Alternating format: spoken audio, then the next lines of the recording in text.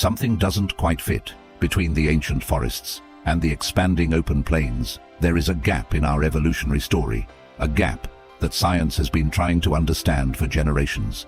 Millions of years ago, Earth was not still.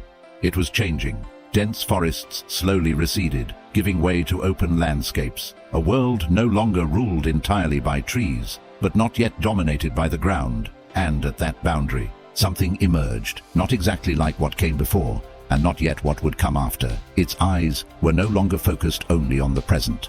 They began to search farther. The body changed, slowly, so slowly.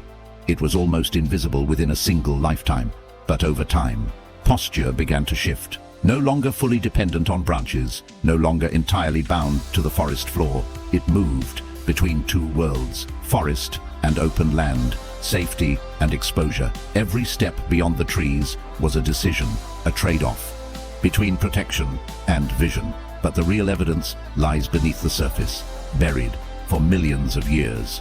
Fragments of bone, preserved in layers of earth, revealed piece by piece. When assembled, they tell a story, not of a perfect creature, but of a process.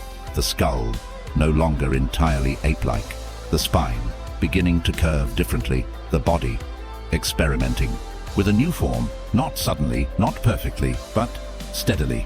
Movement began to change, no longer only climbing, but beginning to walk, at first unstable, inefficient, but enough to open a new possibility. The hands gradually freed, not just for gripping, but for interacting, touching the world in a different way. And with that, something else began to emerge, invisible, yet profound. The ability to learn, the ability to remember, the ability to adapt.